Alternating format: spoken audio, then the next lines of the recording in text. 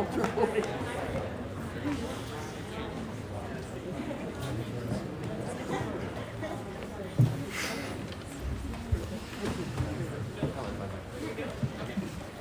Hi everyone.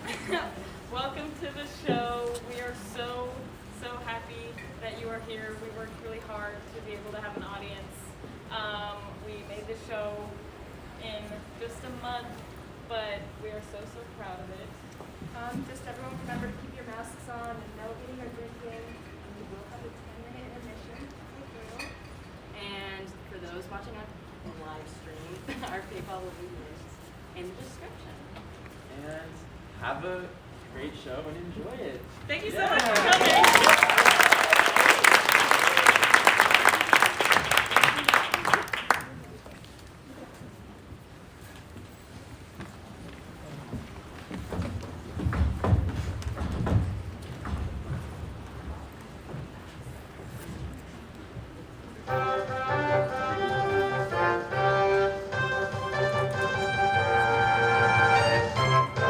Good morning, Messina! Our top story this hour is of the landslide election win of Don Pedro, leaving his brother, Don John, ended up with only 0.02% of the vote. Don John's street talk is simply no match for the hip and well-loved Don Pedro. Ooh, bummer. Don Pedro's press secretary, Senor Benedick, informed us early this morning that the team would pay a visit to Governor Leonardo's home to celebrate the win. Senor Benedick did not provide a comment on who could have written, Don John, you suck. Love always, Benedick on the side of the John campaign bus. In tow with the sleek Don Pedro are their brother, Grumpy Pants Don John. And, more importantly, the new, rising political star, Senor Claudio. Speaking of sleek, how does he get his hair that shiny? Some believe that Don Pedro is using this visit to recruit political powerhouse Lady Beatrice for a top cabinet position. Lady Beatrice has been touted as the top political force in the country. And What the viewers really want to know is what happened between the Lady Beatrice and Senor Benedick. Right? What I really want to know is what hair products Claudio uses. Lady Beatrice and Senor Benedick do have a complicated past. And, well, I heard she fought.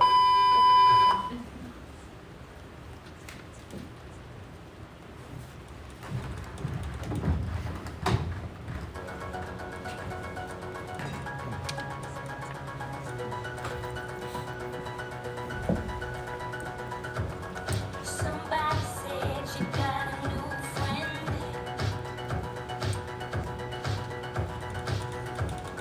Does she love you better than I can?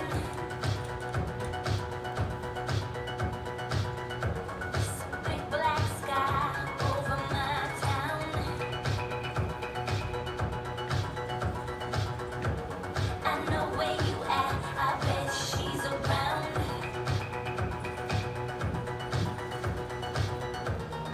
Yeah, I know it's stupid. I just gotta see it for myself. I'm in the corner, watching you kiss her. Oh, I'm right over here. Why can't you see me? Oh, I'm giving it all. I'm the guy you take it home. Ooh, I keep dancing on my own.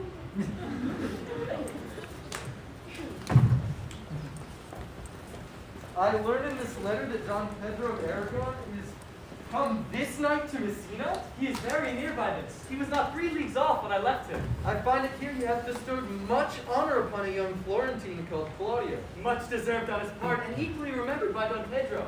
He had borne himself beyond the promise of his age, doing in the figure of a lamb the feats of a lion. He hath an uncle here in Messina, will be very glad of it. I pray you, is Senor Maltanto returned from the wars or no? I know none of that name, lady. There was none such in the army of any sort. What is he that you ask for, niece? My cousin means Senor Benedick of Padua. Oh, he's returned, and as pleasant as he ever was. I pray you, how many hath he killed and eaten in these wars?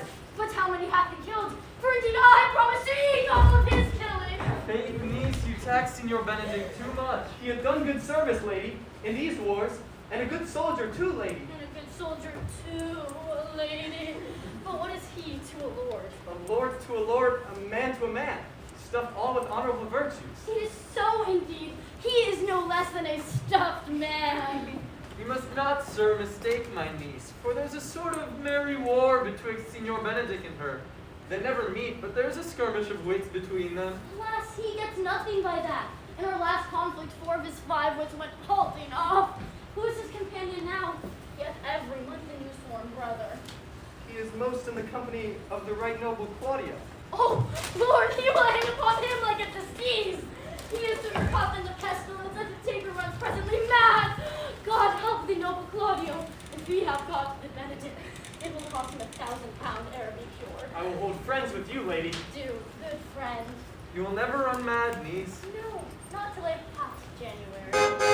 Don Pedro is approached.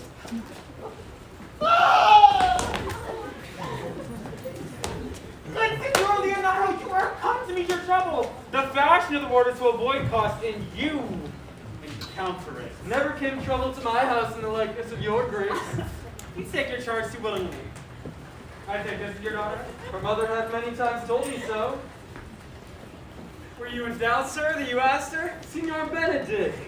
No! Signor Leonardo be your father, you would not have his head on her shoulders for all of Messina, as like him as she is. I wonder that you will still be talking, Senor Benedict.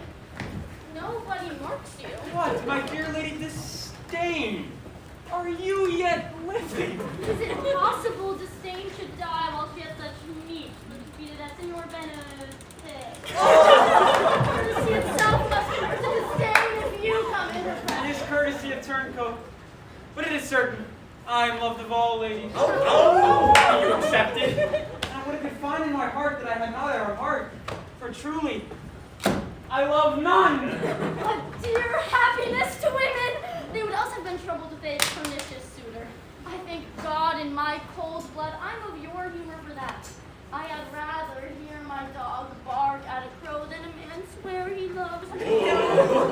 Keep your ladyship still in that mind, so some gentleman or other shall scape a predestinate scratch face. Scratching could not make it worse, and to such a face as yours. Well, you are a rare parrot teacher. My tongue is better than a beast of yours. I would my horse at the speed of your tongue. But keep your way. In God's name, I have done it. You always end with the jade strength. I know you of old. That is the sum of all, Leonardo. Signor Claudio, Signor Benedict, my dear friend hath invited you all. I tell him to stay at least a month. I must bid you welcome, my liege. Being reconciled to Don Pedro, I owe you all duty. I thank you. Not of many words, but I thank you. Please at your grace lead on. Your hand, Leonardo. We will go together.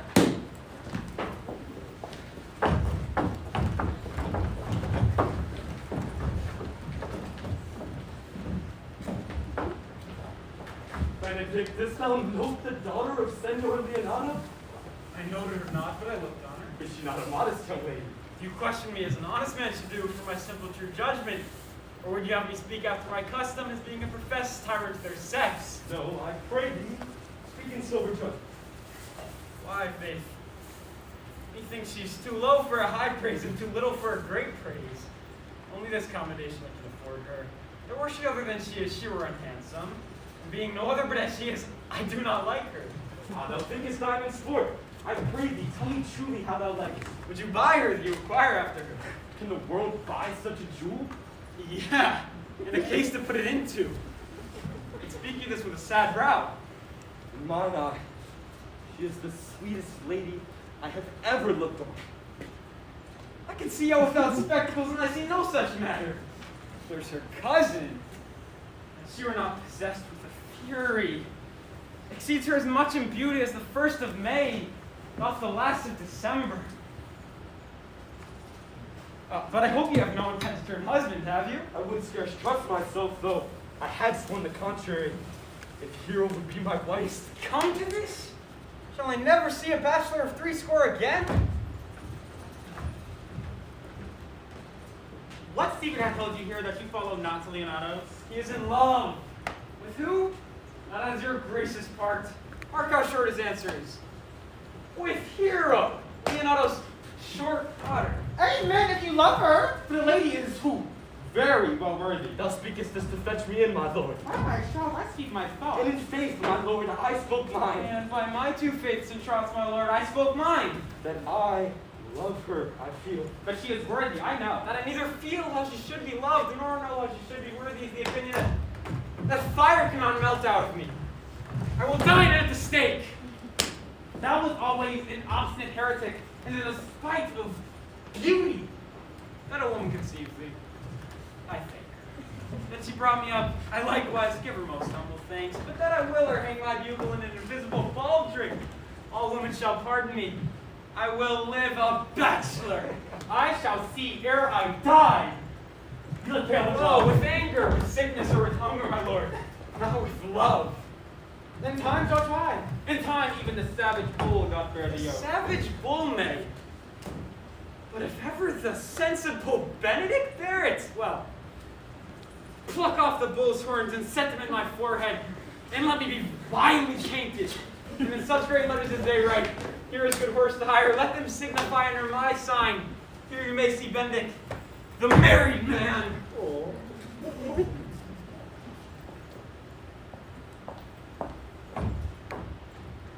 Good Senor Benedick. Good Senor Benedick. Repair to Leonardo's and commend me to him. Tell him I will not fail him at supper, for he has indeed made a great preparation. I have almost mattered nothing from such an embassage, so I commit you. Hath Leonardo any son, my lord? No child of Hero. She is his only heir. Dost thou affect her, Claudio? Oh, my lord. When you went onward on this ended action, I looked upon her with the soldier's eye, that liked but had a rougher task in hand than to drive liking to the name of love.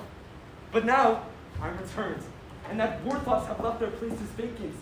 In their rooms come thronging soft and delicate desires, all prompting me how fair young Hero is, saying, I liked her ere I went to wars. Thou will be like a lover presently, entire the ear with the book of words. If thou dost love your Hero, cherish it, and I will break with her and with her father. I know this shall be relevant tonight, and I will assume thy part in some disguise, and tell fair Hero, I am Claudio. And in her bosom unclasp my heart! And take her here in prisoner with the force, and strong encounters on amorous sail, then to her father I will break, and the conclusion shall be, she shall be thine.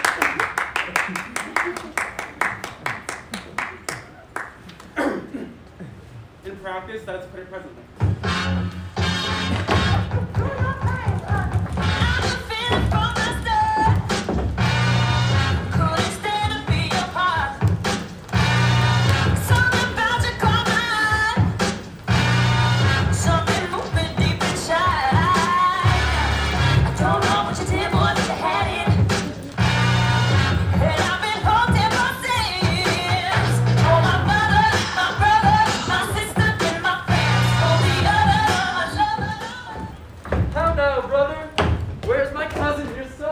Provided this music. I can tell you a strange yet none of. Are they good?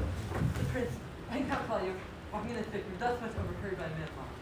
Prince, I would tell you, he loved your daughter, and meant to acknowledge it this night.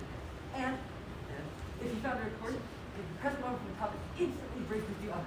Hath the fellow any wits that told you this? A sharp-witted fellow. I will send for him. Question yourself. No. We will hold it as a dream till it appear itself. But I will acquaint my daughter withal, that she may be the better prepared for an answer if peradventure this be true. Good cousin, have a care in this busy time. Oh, must see this video I took of Senor Benedick.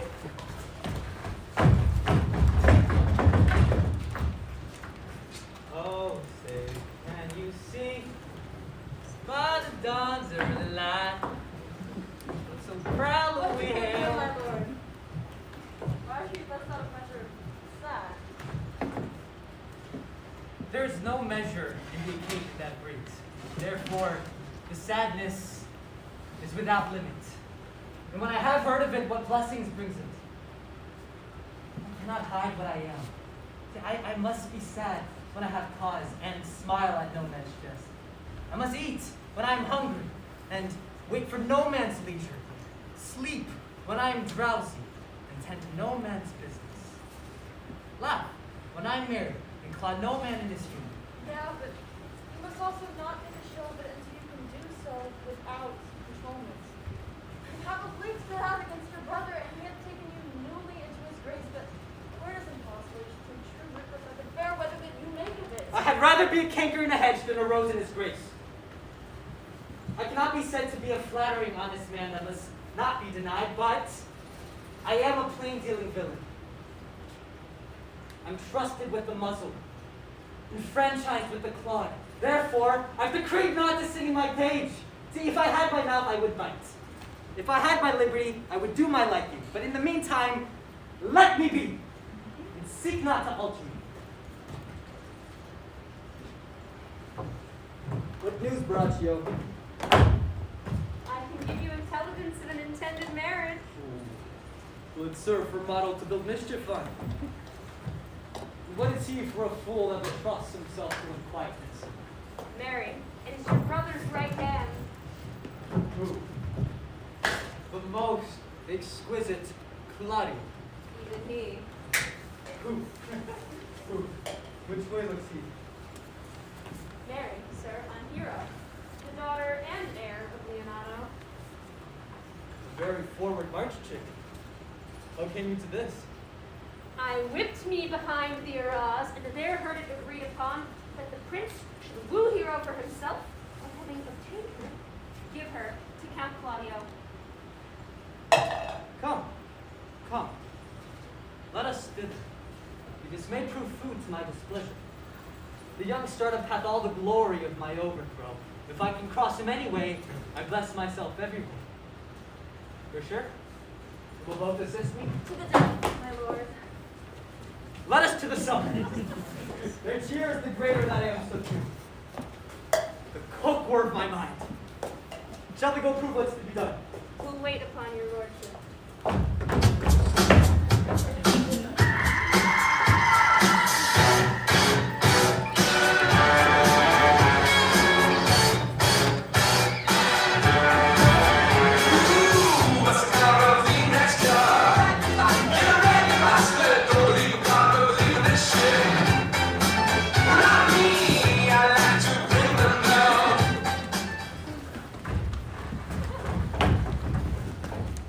Was not Don John here at supper? I saw him not. How tardily that gentleman looks. I never can see him, but I am heartburned an hour after. He is a very melancholy disposition. He were an excellent man that were made just in the midway between him and Benedick. The one is too like an image and says nothing, and the other too like my lady's eldest son, evermore tattling. By my troth, niece, thou wilt never get thee a husband if thou be so shrewd of thy tongue. Just if he send me no husband, for the which blessing I am at him upon my knees every morning and evening. Well, niece, I hope to one day see you fitted with a husband. Not till God make men some other metal than earth. Daughter, remember what I told you. If the prince do solicit you in that kind, you know your answer. Woo!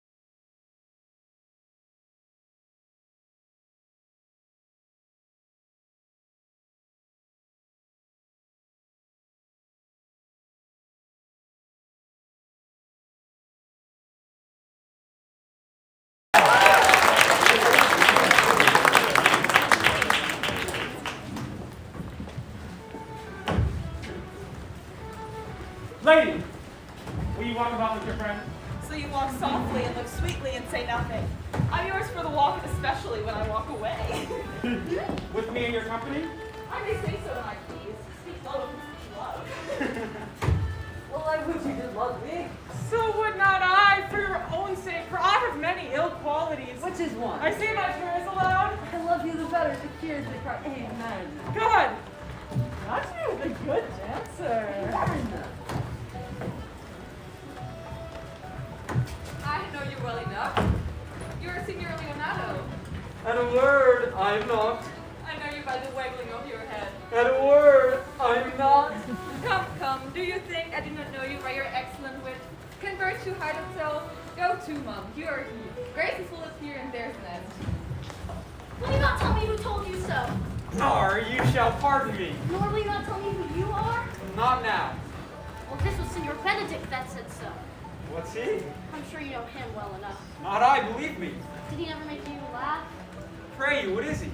Why, he is the prince's jester, a very dull fool. Only his gift is in devising impossible slanders. None but libertines delight in him, and the commendation is not in his wit, but in his villainy, for he both pleases men and angers them, and then they laugh at him and beat him. Okay, when I know the gentleman, I'll tell him what you say. Do.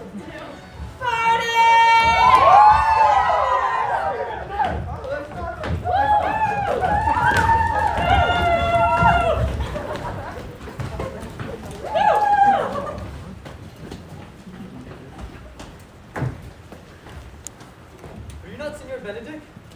You know me well. I am he. You were very near my brother in his love. He's enamored with Hero. I pray you, dissuade him. She is no equal for his birth. How know you they love, sir? I heard him swear his affection. As did I too, and he swore he would marry her tonight. Come, let us to the banquet.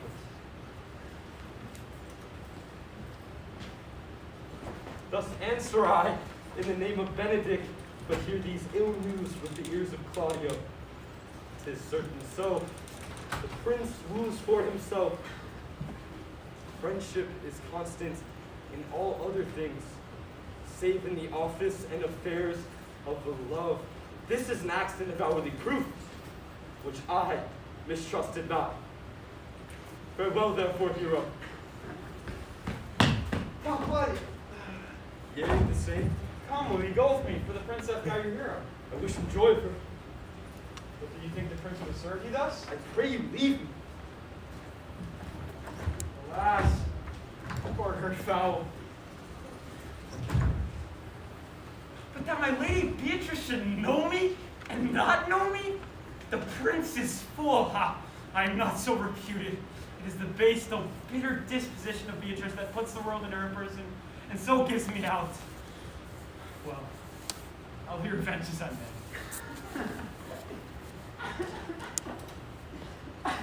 Now, Signoro, where's the count? Have you seen him? Troth, my lord.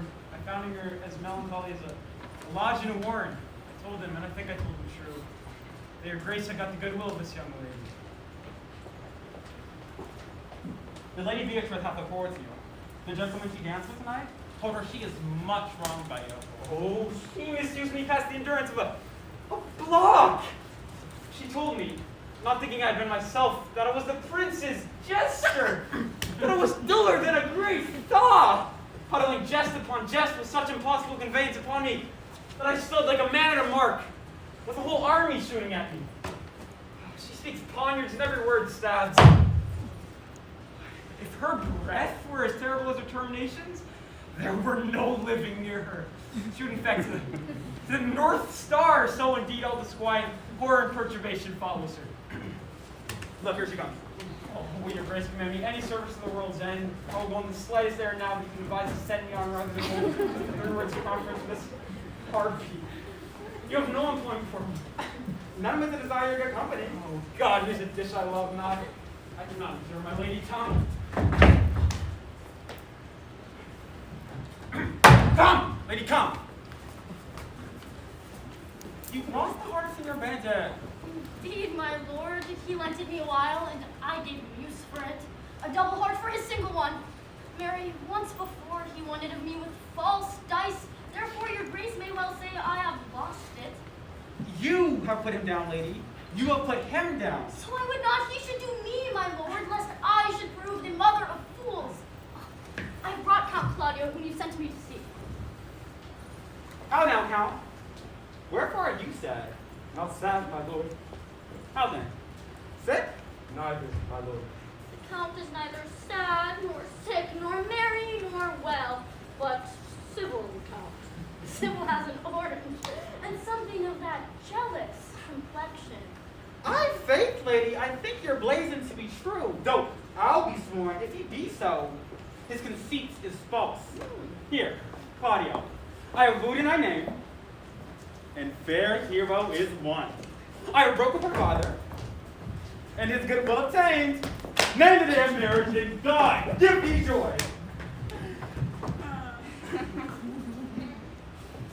Speak, Count, 'tis your cue. Silence is the perfectest herald of joy. I were but little happy if I could say how much. Lady, as you are mine, I am yours. I give away myself for you. Speak, cousin, or if you cannot, stop his mouth with a kiss, and let him not speak neither.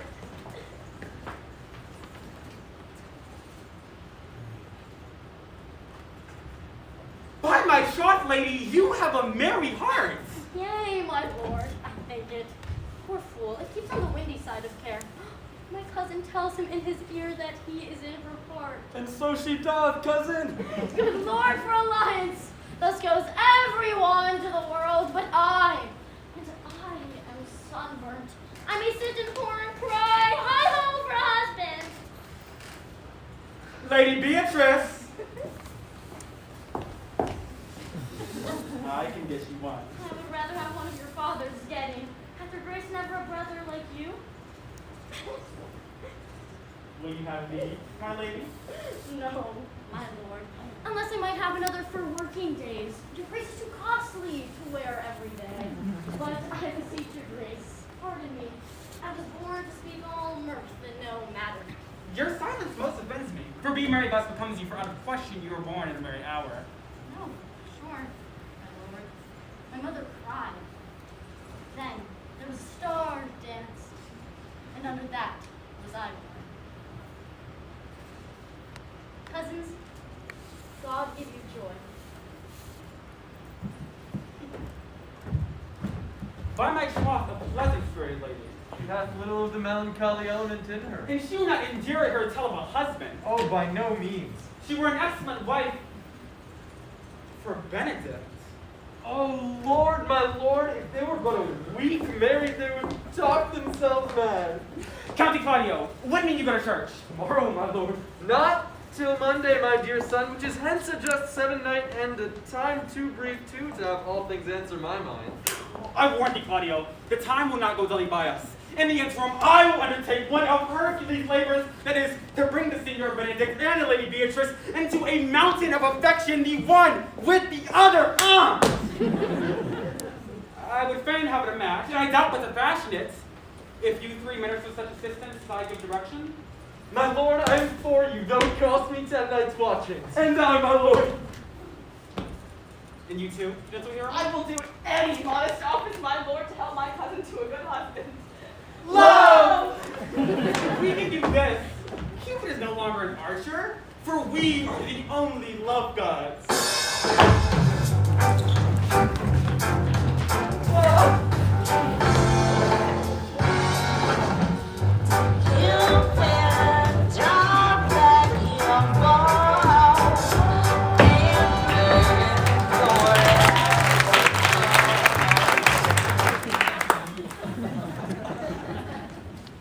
It is so.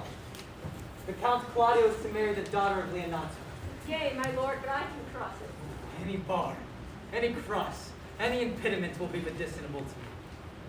I'm sick to displeasure with him, and whatsoever comes athwart his affections ranges as evenly as mine. How canst thou cross this marriage? Not honestly, my lord, but so covertly that no dishonesty shall appear in me. Show me, briefly. I think I told your lordship a year since how much I am in the favor of Margaret, waiting gentlewoman to hero. I remember. I can at any unseasonable instant of the night, appoint her to look out her lady's chamber window. But life isn't that in the death of this marriage. The poison in that lies in good temper. Go you to the prince your brother, spare not to tell him that he hath wronged his honor in marrying the renowned Claudio, whose estimation you mightily hold up, to a contaminated stale, such a one as Hero. What proof shall I make of that? Proof enough to misuse the prince, to vex Claudio, undo Hero, and kill Leonardo. Look you for any other issue? Only to despite them I will endeavor anything. Go then. Find me a meet hour to draw Don Pedro and Count Claudio alone. Tell them you know that Hero loves me. Intend a kind of zeal both in the prince and Claudio, as in love of your brother's honor who made this match, and his friend's reputation, who is thus like to be cozened with the semblance of a maid, you have discovered thus. They will scarcely believe this without trial. Offer them instances, which shall bear no less likelihood than to see me at her chamber window. Hear me call Margaret Hero, hear Margaret term me Claudio, and bring them to see this the very night before the intended wedding.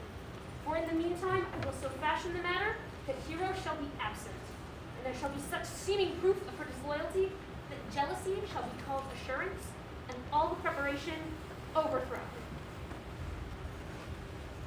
Grow this to be what adverse issue it can. I will put it into practice. Be cutting in the working of this, and thy fee shall be 1,000 ducats. Be constant in the accusation, and my cunning shall not shame me. I will presently go learn the day of their marriage. So you're a tough guy, like you really rough guy. Just keep getting rough guy, just always a bluff guy.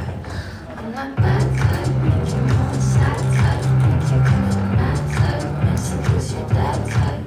I'm a bad guy.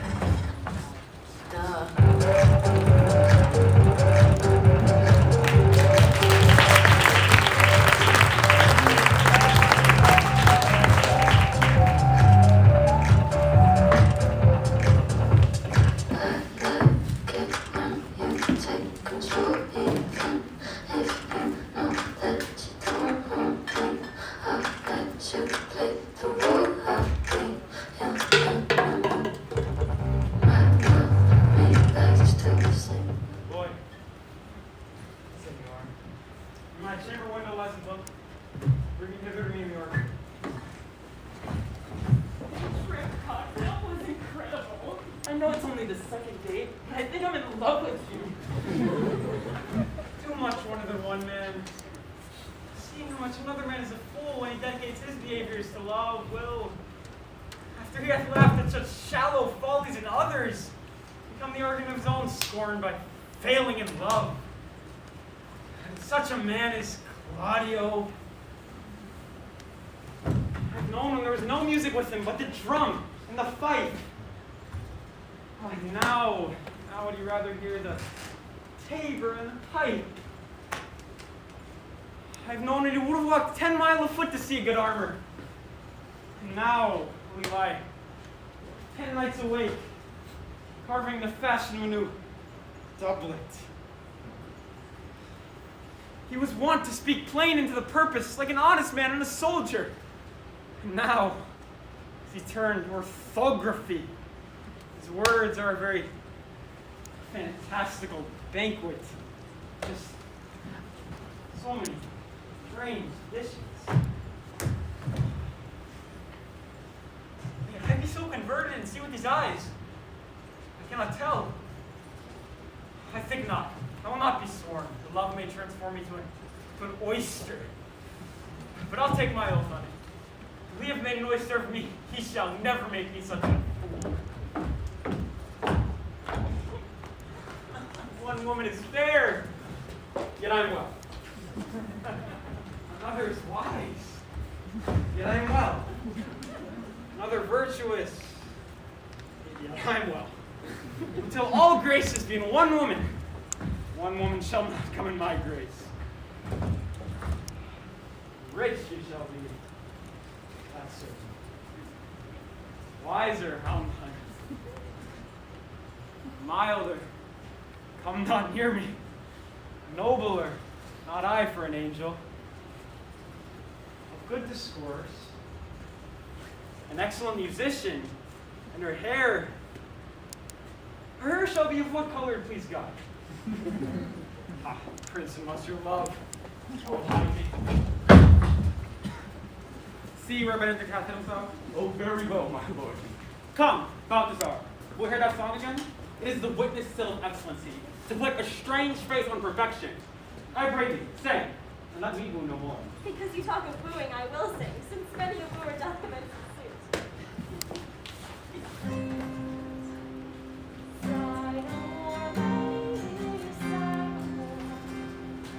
Men with secrets ever, one foot in sea and one on shore, two thoughts together, then silent soul, but let them go and be private Bonnie converting all your songs of love into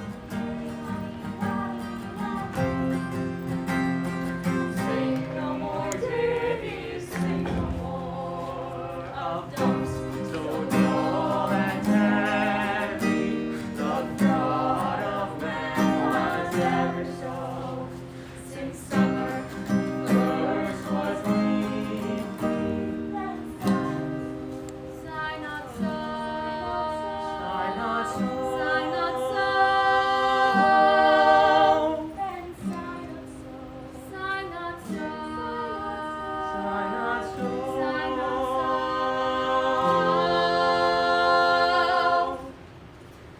Sing no more ditties, sing no more of dumps so dull and heavy.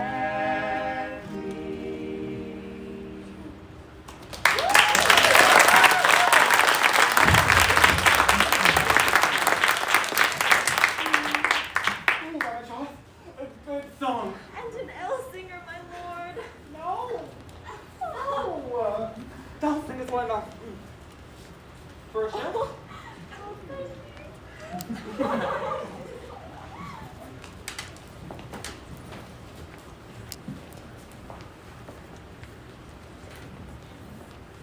Come hither, Leonardo. What was it you told me on today? That your niece Beatrice be in love with Senor Benedick? I did never think that lady would have loved any man. No, nor I neither. But most wonderful that she should so dote on Signor Benedick, whom she hath in all outward behaviors seemed ever to abhor. Possible? Is this the wind in that corner? May she be doth but counterfeit? Safe, like enough. Oh God, counterfeit? There was never a counterfeit of passion. Came so near the life of passion as she so discovers it. Why? What effects of passion shows she? Make the hook well, this fish will bite. What effects, my lord? She will sit you. You heard my daughter tell you how. She did, indeed. Oh, how pretty! I should keep this a gold, but that's a one-bearded fellow speaks. He hath seen the affection. Hold it up. Has she made her affection known to Benedick? No! And she swears she never will. That's her torment. For she'll be up 20 times a night, and there will she sit in her smock till she hath writ a sheet of paper. My daughter tells us all. Then down upon her knees she falls, weeps, sobs, beats her heart, tears her hair, prays, curses, oh sweet Benedick, God give me patience. She doth indeed. My daughter says so. And the ecstasy hath so much overborne her that my daughter is sometime afeard she will do desperate outrage unto herself. It is very true. It were good that Benedick knew of it by some other, if she would not discover it. To what end? He would make but a sport of it and torment the poor lady worse.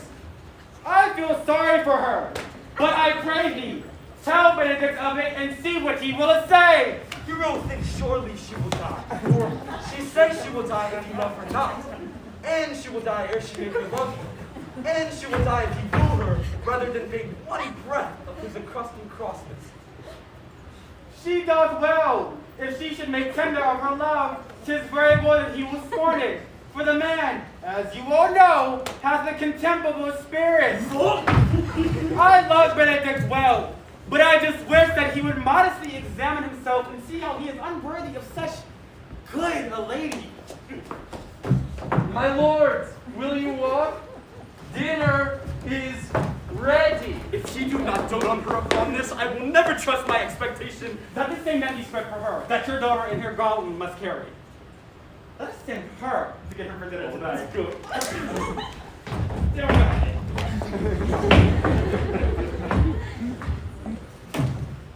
This could be no trick. I have the truth of this from Hero. They seem to pity the lady. It seems her affections have their full bent. Oh. Love me! Why, it must be requited. They say the lady is fair. 'Tis a truth. And virtuous. 'Tis so, I cannot reprove it. And wise, but for loving me. And my troth, there's no addition to her wit, nor no great argument of her folly.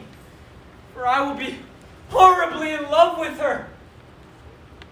I may chance have some odd quirks and remnants of wit broken on me, because I railed so long against marriage. But doth not the appetite alter? A man loves the meat in his youth that he cannot endure in his own age. I said I would die a bachelor. I did not think I would live till I were married. Here comes Beatrice. This stage, she's a fair lady. I despise some marks of love in her. Thousands. Against my will, I'm sent to bid you come in to dinner. Fair Beatrice, I thank you for your pains. I took no more pains for those thanks than you take pains to thank me. If it had been painful, I would not have come. You take pleasure then in the message. Yay! Just so much as you may take upon a knife's point and choke a dog withal! You have no stomach, senor? Fare you well.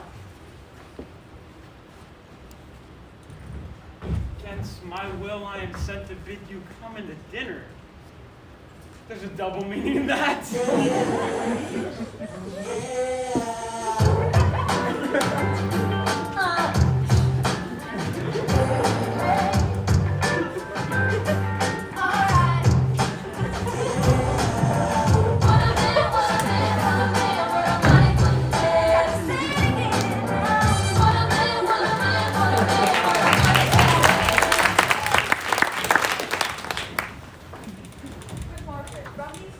There shalt thou find my cousin Beatrice proposing with the prince and Claudio.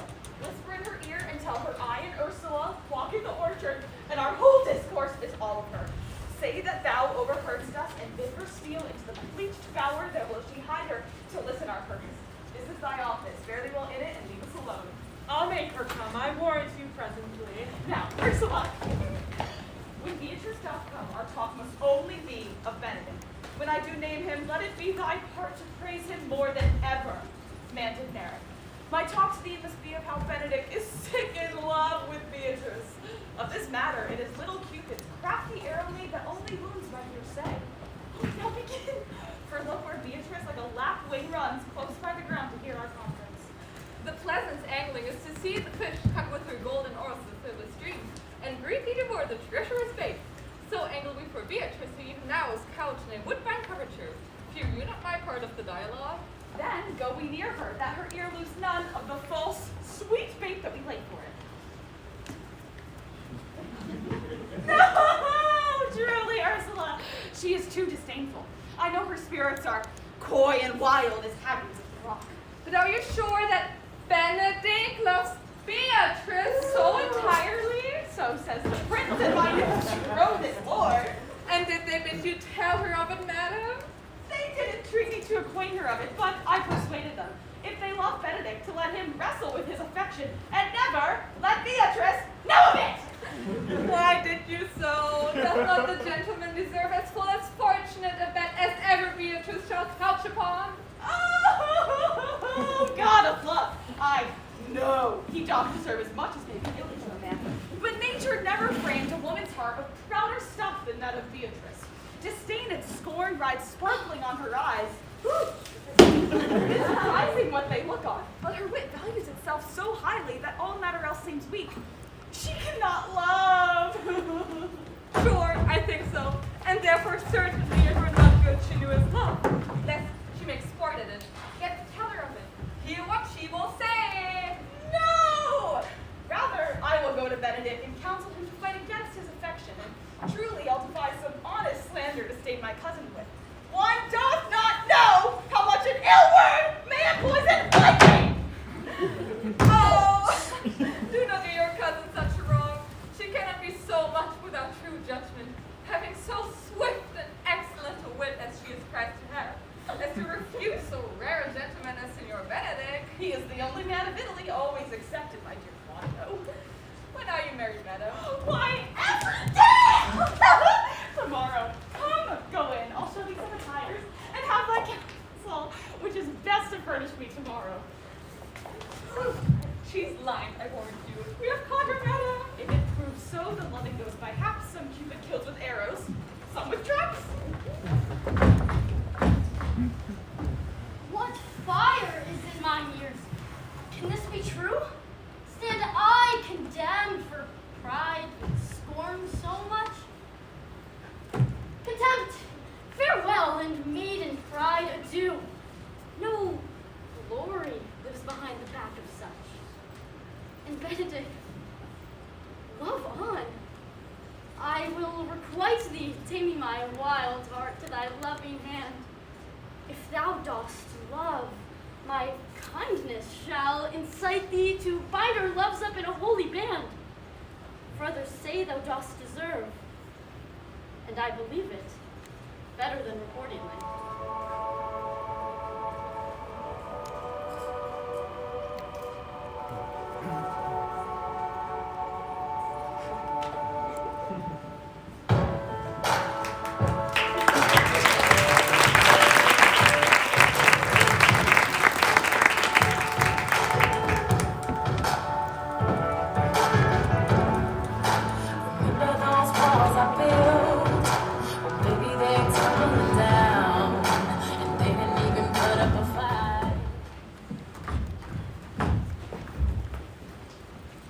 Balance!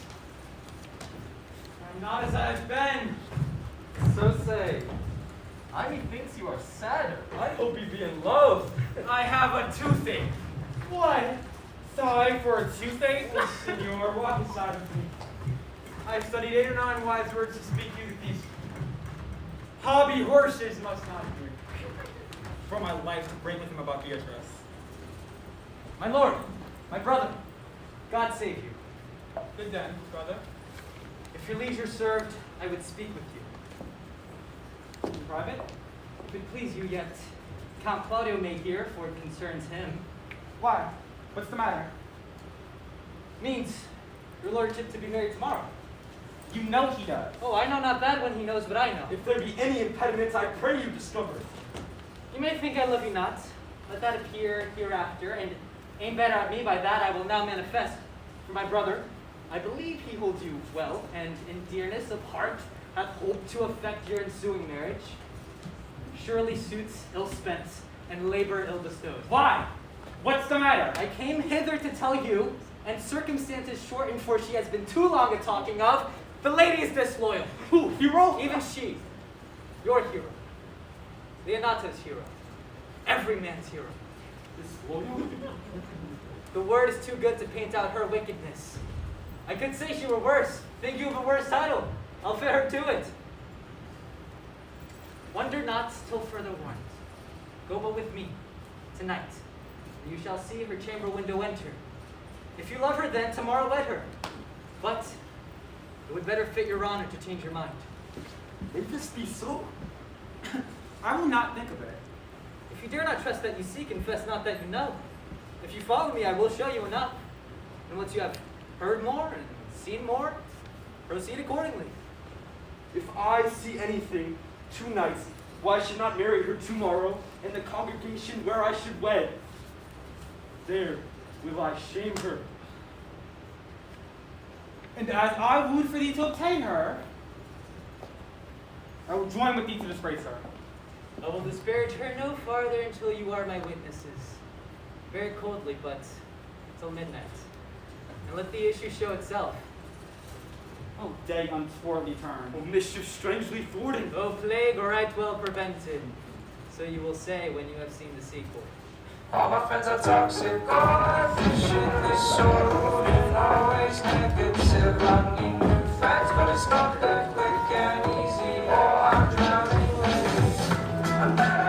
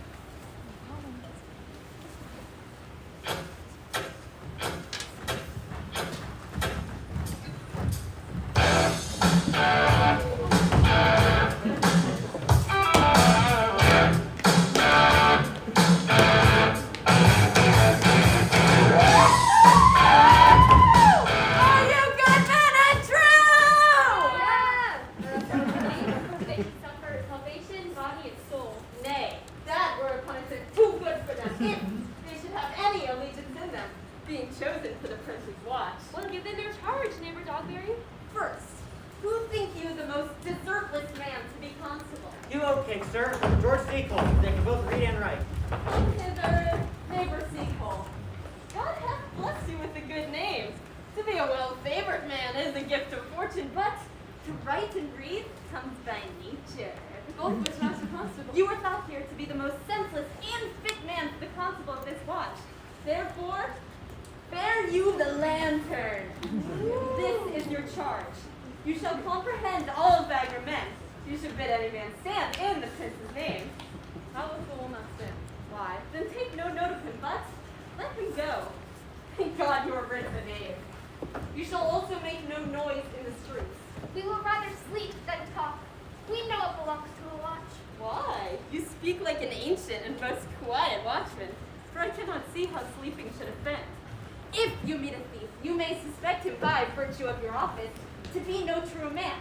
And for such type of men, the less you meddle or make with them, why? The more it's for your honesty.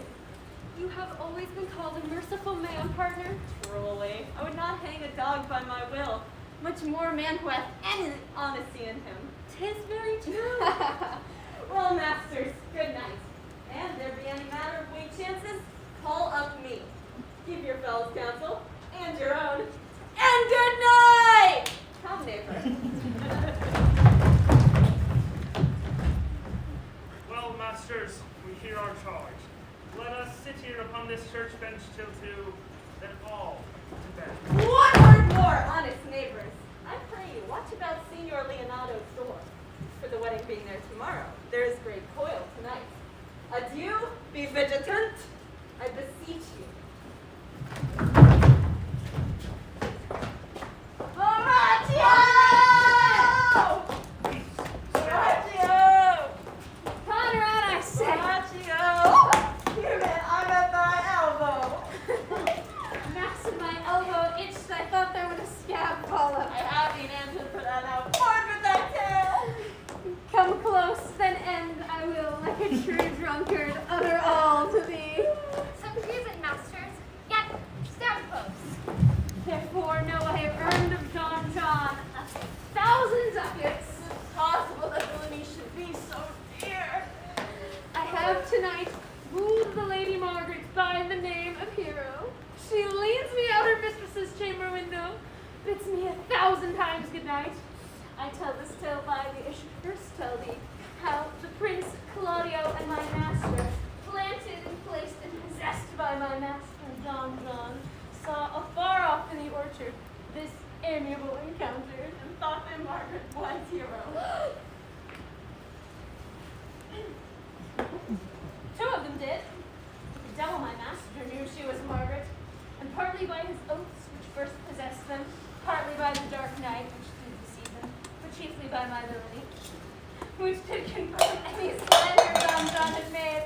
Away went Claudio enraged, and swore he would meet her at the temple tomorrow morning as is appointed, and there, for the whole congregation, shame her with what he saw or night, and send her home again without a husband. We charge you in the prince's name, Stan. Call to our master constable. We have here discovered the most dangerous piece of lechery ever known commonwealth. Masters, We may bring deformed forth, I warrant you. masters. Never speak. We charge you and let's obey you to come with us. We are like to be a goodly commodity taken up of these men's bills. The commodity in question, I pray you, come, we'll go with you.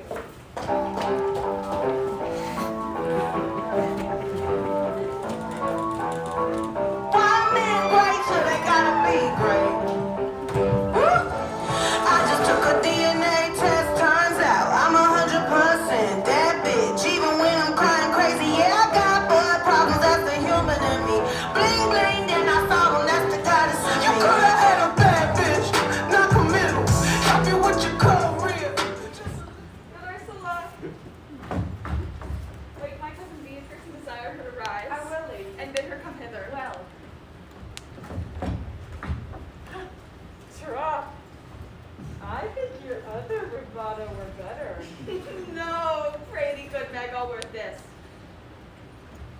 by my troth. Not so good, and I warrant your cousin will say so. My cousin's a fool, and thou art another. I'll wear none but this.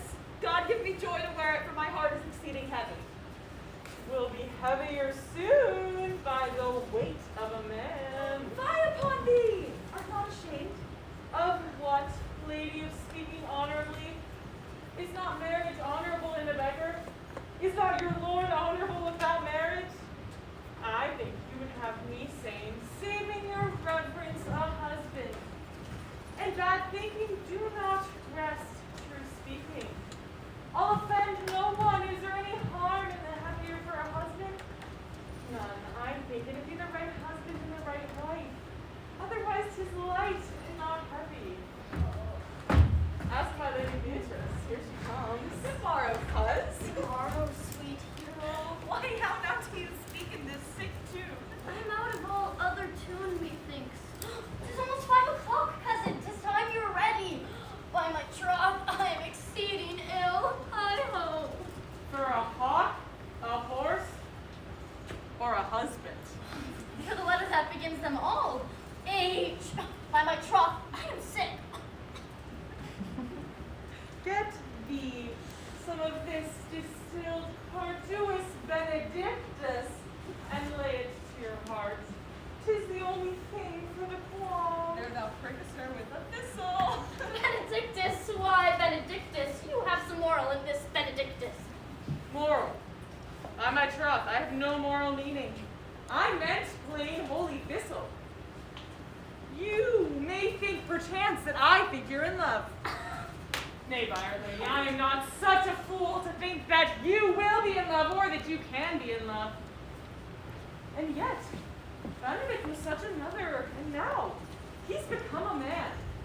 He swore he would never marry, but now, in despite of his heart, he eats his meat without grudging.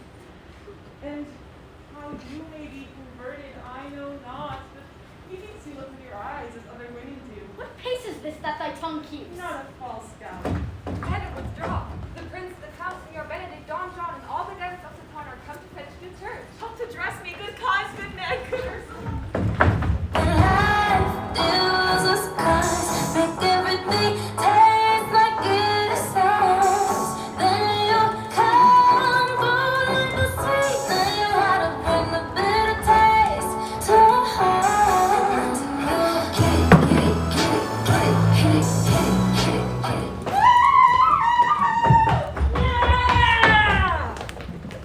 What would you with me, honest neighbor? Marry, sir, I would have some confidence with you that this sermons you nearly. Brief, I pray you, for you see it as a busy time with me. Marry, this it is, sir. Yes, in truth it is, sir.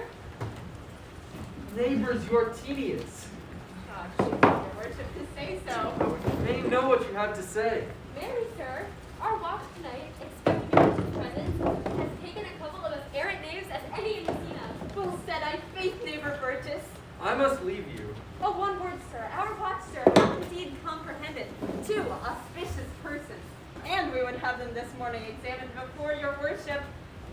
Take their examination yourself and bring it me. I am now in great haste, as it may appear unto you. It shall be suffigance. Drink some wine ere you go. Fare you well. My lord, they stay for you to bring your daughter to her husband. I'll wait upon them. I'm ready.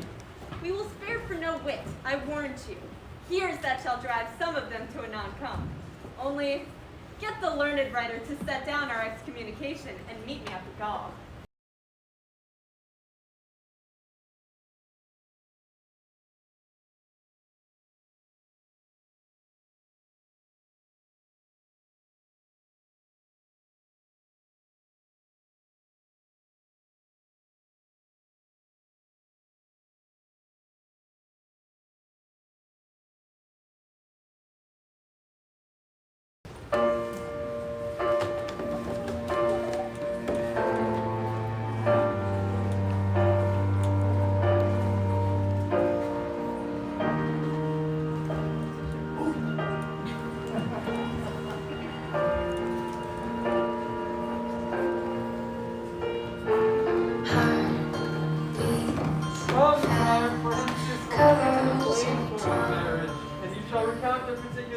Afterward. hither, my lord, to marry this lady? No. To be married to the lady friar. You come to marry her. Lady, you come hither to be married to this count. I do. If either of you know any inward impediment why you should not be conjoined, I charge you on your souls to utter it. Know you any, hero? None, my lord. You any count? I dare make his answer. None. Oh, what men dare do, what men may do, what men daily do not knowing what they do. Oh, now, interjections, why then? Some be of laughing. Stand thee by, friar. Father, by your leave, will you with free and unconstrained soul give me this maid your daughter? As freely, son, as God did give her me. What if I give you back, whose worth may counterpoise this rich and precious gift? Nothing, unless you render her again. Sweet prince, you learn me noble thankfulness. There, Leonardo. Take her back! Give not this rotten orange to your friend. She is but the sign and semblance of her honor. Behold how like a maid she blushes here! Oh, what authority and show of truth can cunning sin cover itself with all? Comes not that blood as modest evidence to witness simple virtue? Will you not swear, all, that you see her, that you were a maid by these exterior shows? She is mine. She knows the heat of a luxurious bed. Her blush is guiltiness, not modesty. What do you mean, my lord? Not to be married. Not to knit my soul to an approved wanton. I never tempted her with word too large. Showed bashful sincerity and comely love. And seemed I ever otherwise to you? You seem to me as Diane in her orb. You are more intemperance in your blood than Venus or those pampered animals that rage in savage sensuality. Is my lord well that he doth speak so? Why? Sweet prince, why speak not you? What should I speak? I stand as honor that are glad about to link my dear friend to a common stale. Are these things spoken, or do I but dream? Sir, they are spoken, and these things are true. This looks not like a nuptial. Who? What? Leonardo, stand I here? Is this the prince? Is this the prince's mother? That face, heroes, our eyes, our own? All this is so, but what of this? Let me move with one question to your daughter. By the fatherly and kindly power that you have in her, make her answer truly. I charge thee do so as thou art my child. Defend me, oh, but Sam, what kind of catechizing call you this? And if you answer truly to your name, Is it not hero? Who can block that name with any just reproach? Mary, the can hero. Hero itself, and blot out hero's virtues. What man was he talks with you yesternight out at your window betwixt 12 and 1? Now if you are a maid, answer to this. I talked with no man at that hour, my lord. Why then are you no maiden? Leonardo, I am sorry you must hear, but upon my honor, myself, my brother, in this grieved count, did see her, hear her at that hour last night, talk with a ruffian at her chamber window, who had indeed, most like a little villain, confessed to some vile encounters they have had 1,000 times in secret. Oh hero, what a hero hast thou been, if half thy outward graces have been placed about thy thoughts and counsels of thy heart. But fare thee well, most foul, most fair. Farewell, thou pure impiety and impious purity. For thee, I'll lock up all the gates of love, and on my eyelids shall conjecture hang to turn all beauty into thoughts of harm, and never shall it be more gracious Hath no man's dagger here a point for me? Oh no, cousin, we're forcing you down. Come, let us go. These things thus come to light. Smother her spirits up. Count out the lady. 10, I think. Help, uncle. O fate, take not away thy heavy hand. Death is the fairest cover for her shame that may be wished for. Come now, cousin hero. Have comfort, lady. Dost thou look up? Yea, wherefore should she not? Do not live, hero. Do not ope thine eyes, grieved I had but one. Oh, one too much by thee. Why had I one? Why ever wast thou lovely in mine eyes? Oh, she is fallen into a pit of ink. Sir, be patient. For my part, I am so tired and wonder I know not what to say. On my soul, my cousin is belied. Lady, were you her bedfellow last night? No, truly not, although until last night I have this 12-month her bedfellow. Confirmed! Confirmed, would the two princes lie, and Claudio lie hence from her? Let her die! Hear me a little, for I have only been silent so long. My lady, what man's you are accused of? Say that you accuse me, no, I know none. If I know more of any man alive than that which pain and modesty doth warrant, let all my sins unmerced. Oh, my father, prove you that any man with me conversed in hours of met, or that I, yesternight, maintained the change of words with any creature. Refuse me, hate me, torture me to death. There are some strangers christened the princes. Two of them have the very bent of honor. Their wisdoms be misled in this the practice of religion. John the bastard, whose spirits toil in the frame of villainies. I know not. If they speak but truth of her, these hands shall tear her. If they wrong her honor, the proudest of them shall well hear of it. Pause a while, and let my counsel sway you in this case. Were daughter here the prince's left for dead, let her a while be secretly kept in, and publish it that she is dead indeed. What shall come of this? What will this do? She died, and so be maintained. Upon the instant she was accused, shall be lamented, pitied, and excused of every hearer, whilst we enjoy for being lacked and lost. Why then we rack in value what we find in virtue that possession would not show us whilst it was ours. So will it fare for Claudio. Upon hearing she died upon his words, the idea of her life shall sweetly creep into his study of imagination, and every lovely organ of her life shall come apparelled in more precious habit, more moving delicate and full of life in the eye and prospect of his soul, than when she did live indeed. Then shall he mourn, for she did not so accuse her. Signor Leonardo, let the friar advise you.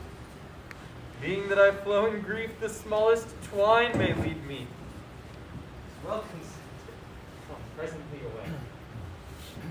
Lady, die to live this wedded day. Perhaps is but prolonged.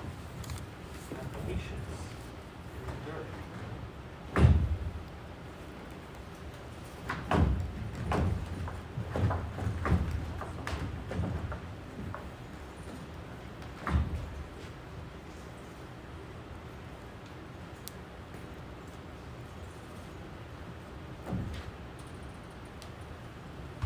Lady Beatrice, you wept all this while. Yea, and I will weep a while longer. I will not desire that. You have no reason. I do it freely. Surely I do believe your fair cousin is wrong. Well, how much might the man deserve of me that would right her? Is there any way to show such friendship? A very even way, but no such friend. May a man do it? It is man's office, but not yours. I do love nothing in this world so well as you. It's not that. The strangest thing I know not. It were possible for me to say I love nothing so well as you, but believe me not, and yet I lie not. I confess nothing, nor I deny nothing. I am sorry for my cousin. By my sword, Beatrice, thou lovest me. Do not swear, I need it! I will swear by it that you love me, and I will make it mean that this is I love not you. And then God forgive me! What offense, sweet Do not Beatrice. take me in a happy hour, I was about to protest I loved you!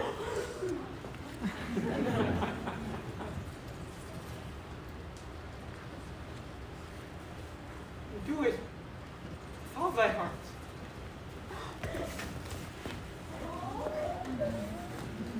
I love you with so much of my heart that none is left to protest. Oh, bid me do anything for thee. Kill Claudio.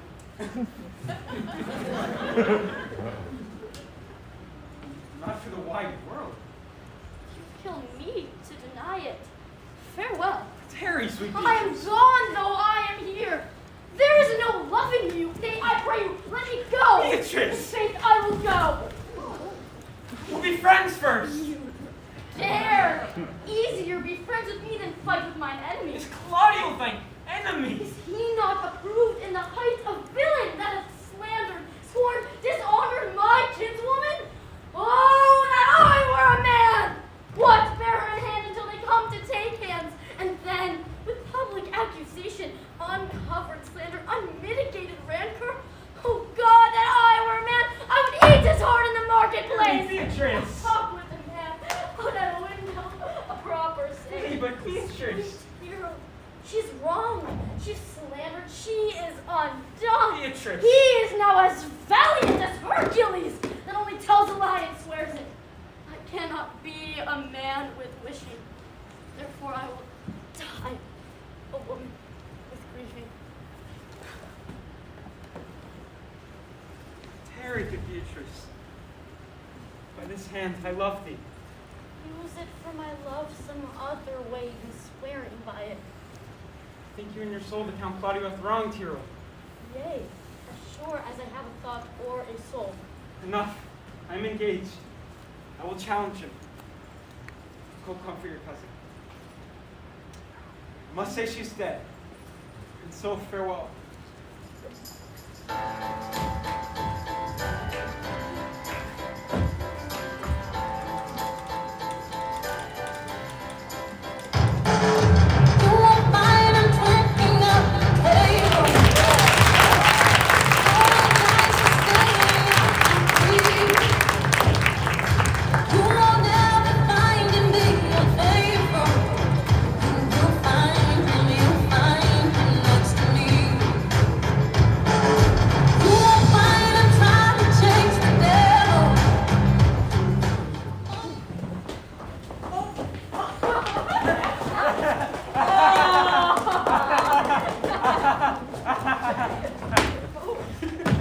Is our whole assembly appeared? Which be the malefactors? Mary, that am I, and my partner. Which be the offenders that are to be examined? Let them come before, Master Constable. What is your name, friend? Horatio. Pray, write down Vicario. Yours, sir? I am a gentlewoman, sir, and my name is Conrad. Write down Master Gentlewoman Conrad. Masters, it is proved already that you are little better than false knaves, and it will go near to be thought so shortly. How answer you for yourselves? Marry, sir, I say we are none. You? Sir, I say to you, we are not. Have you written down that they are none? Master Constable, you go not the way to examine. You would bring forth the watch that are their accusers. Let the watch come forth. Masters, I charge you in the prince's name, accuse these men. This man, sir, said that Don John, the prince's brother, was a villain.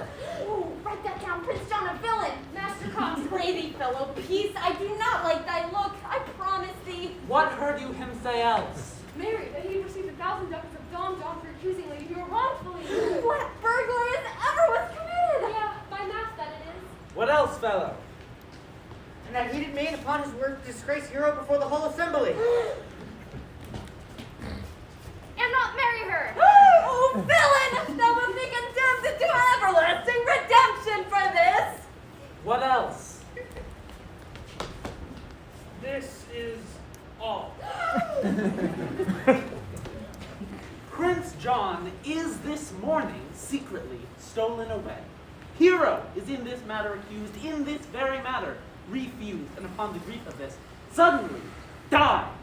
Master Constable, let these men be bound and taken to Leonado's. Come, let them be opinioned.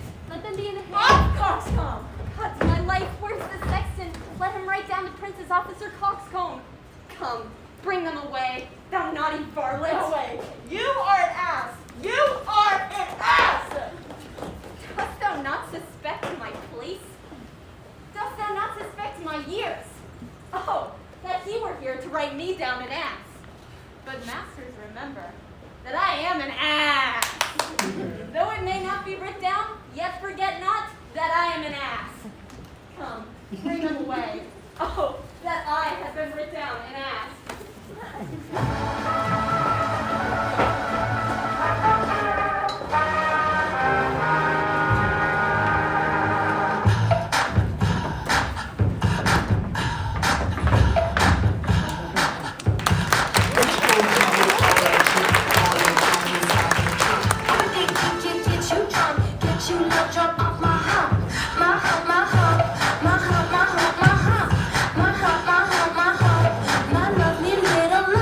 Check it out. I drive these fuckers crazy. I do it on the daily. They treat me really nicely. They buy me all these ices.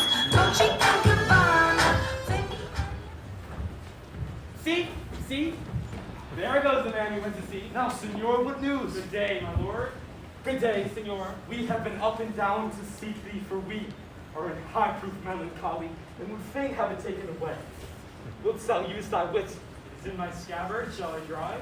Was thy, were thy wit by thy side? Never any did so, though very many have been beside their wit. Sir, I shall meet your wit in the career and your charges against me. I pray you choose another subject. Oh, by this light he changes more and more. Oh, I think he be angry indeed. Shall I speak a word in your ear? God bless me from a challenge. You are a villain, I jest not. I will make it good how you dare, with what you dare, and when you dare. Do me right, or will protest your cowardice. You have killed a sweet lady, and her death shall fall heavy on you. Let me hear from you. Well, I will meet thee, so I may have good cheer. My lord, for your many courtesies, I thank you. I must discontinue your company. Your cousin the bastard has fled from Messina. You have among you killed a sweet and innocent lady, and for my lord Blackbeard, there he and I shall meet. Till then, peace be with him. He is in earnest, Most profound earnest. and hath challenged thee. Most sincere. Masters, what offense have these men done? Marry, sir, they have committed false report. Moreover, they have spoken untruths. Secondarily, they are slanders. Sixth and lastly, they have belied a lady. Thirdly, they have verified unjust things. And to conclude, they are lying knaves. Masters, who of you offended that you were thus bound to an answer? This Lord Constable is too cunning to be understood. What's your offense? I have deceived even your very eyes.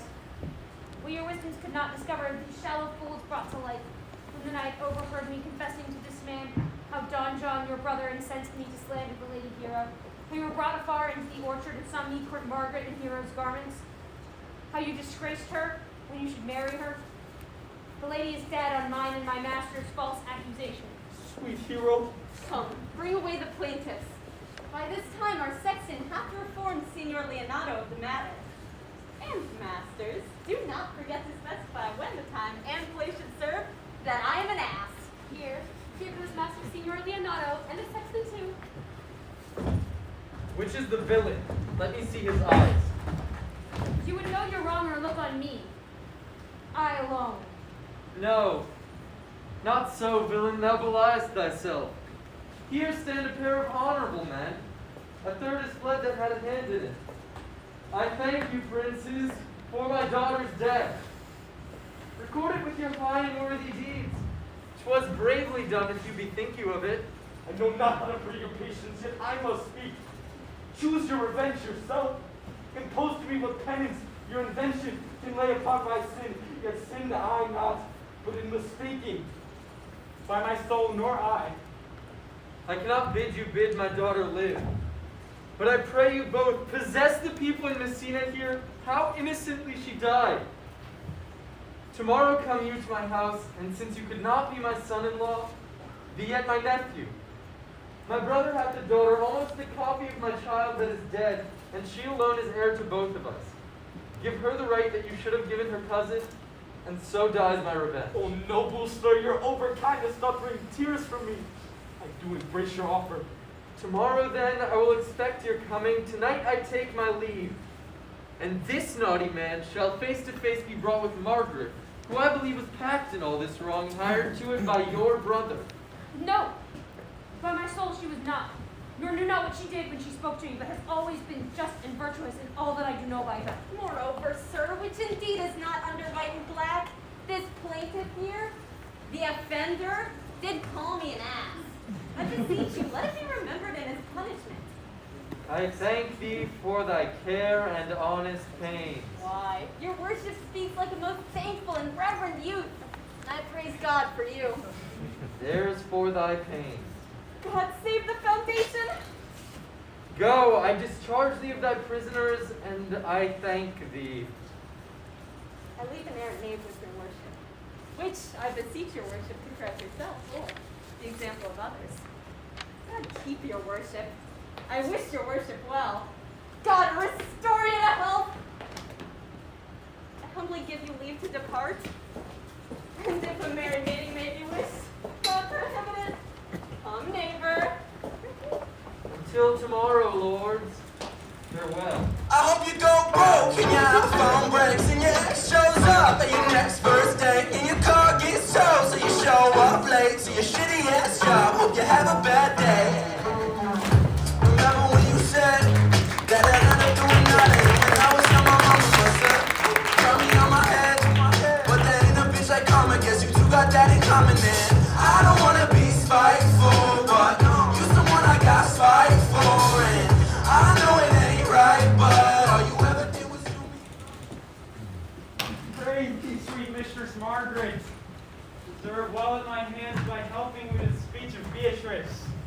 Will you then write me a sonnet in praise of my beauty? In so high a style, Margaret, that no man living shall come over it. For in most comely truth, thou deservest it. To have no man come over me? Why? Should I always keep below the stairs? Thy wood is as quick as the greyhound's mouth.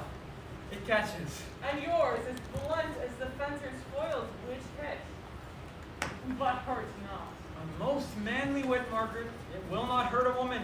And so I pray thee, call Beatrice. Well, I will call Beatrice to you who I think hath legs. Therefore will come.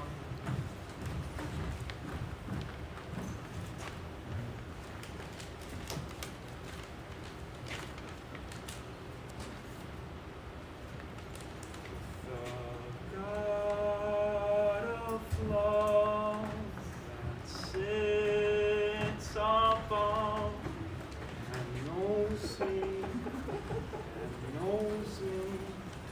how pitiful I deserve. A book full of horndom carpet mangers whose names yet run smoothly and that even wrote in a blank verse. Why, they were never so truly turned over and over as my poor self in love. Ah, Mary, I cannot show it in rhyme. I've tried. I cannot find out no rhyme for lady, but baby. An innocent rhyme. For scorn. Horn. A hard rhyme. For school. Fool. A babbling rhyme with very ominous ending. Oh, no. I was not born under a rhyming planet. Or I cannot woo under festival terms.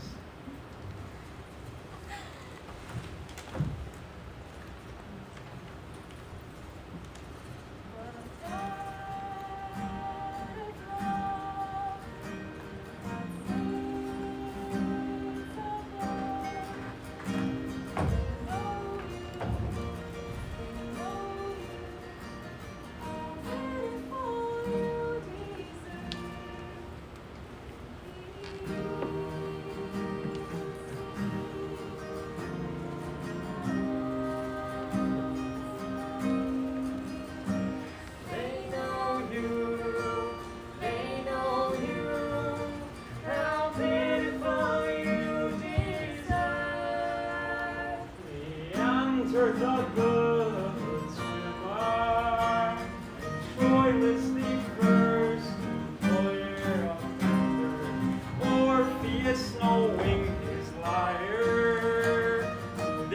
stacks the top among all of his soldiers. May not have the most flattering pen. You surely can see yourself among these men. Sign on so, sign on so, sign on so. Benedict, sign on so.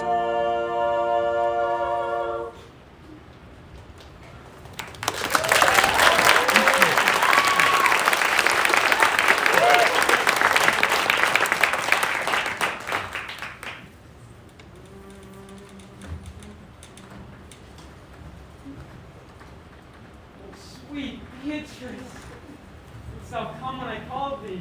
Yea, senor. And depart when you bid me. Oh, save it till then. Ere I go. Let me go with that I came, which is knowing what hath passed between you and Claudio. But I must tell thee plainly, Claudio undergoes my challenge.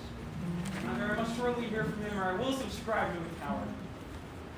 I pray thee now, tell me, for which of my bad parts didst thou first fall in love with me? For them all together. But for which of my good parts did you first suffer love for me? Suffer love! Good epithet. I do suffer love indeed, for I love thee against my will. In spite of your heart, I think. Alas, poor heart, if you spite it for my sake, I will spite it for yours. For I cannot love that which my friend hates. Now tell me, how doth your cousin? Very ill.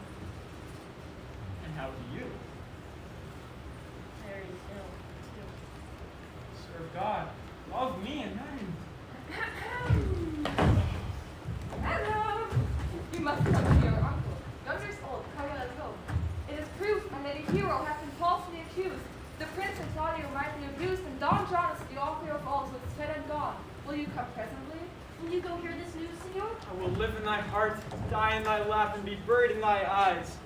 And moreover, I will go with thee to thy uncle's. She's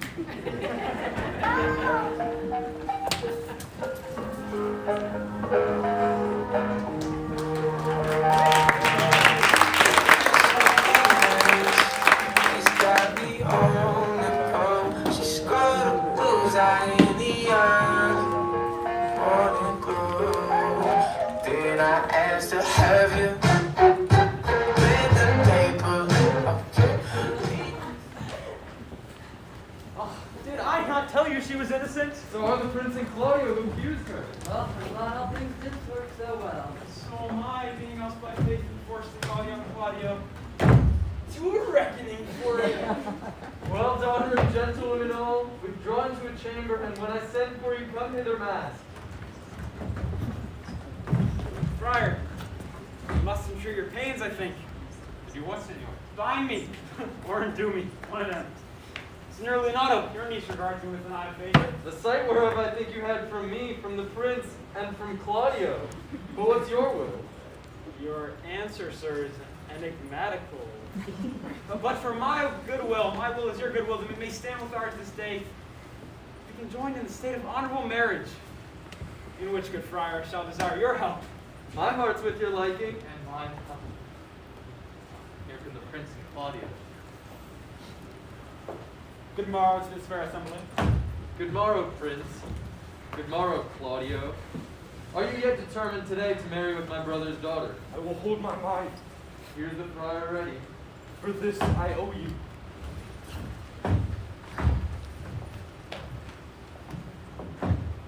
Here come other reckonings. Which is the lady I must seize upon? This day is she, and I do give you her. Why then? She's mine.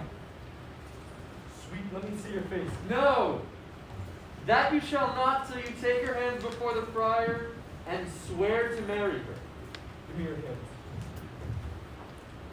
In front of this holy friar, I am your husband if you like me. And when I lived, I was your other wife. And when you loved, you were my other husband. Another hero? No! Nothing certainer. One hero died defiled, but I do live. The former hero! Hero that is dead. She died, my lord, but whiles her slander lived. All this amazement can I qualify.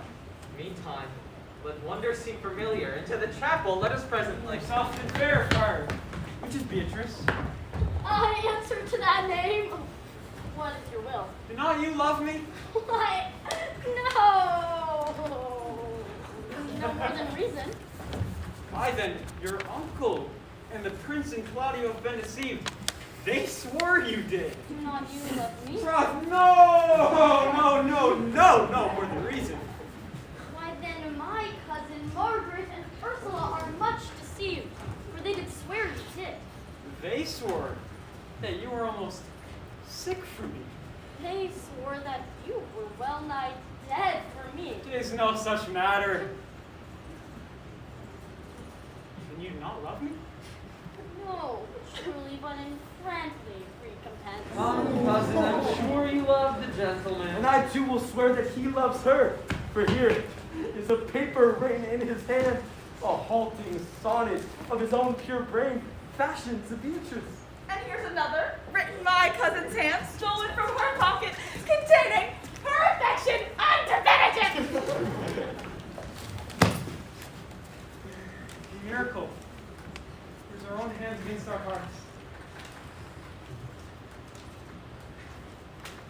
I will have thee. By this light I take into pity.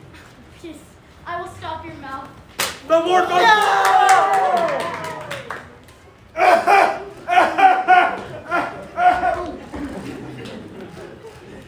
How goes thou, Benedict? The married man. I'll tell thee what, Prince. A college of wit crackers cannot flout me out of my humor. In brief, since I do purpose to marry, I will think nothing to any purpose that the world can say against it, and therefore never flatter me for what I have said against it. For man is a giddy thing, and this is my conclusion. Come, we are friends. Let's have this dance ere we are married. We'll have a dance afterwards. My lord, your brother John is taken in fight, and with armed men is brought to Messina. Not of them till tomorrow. I devise thee brave punishments for him. Strike out pipers!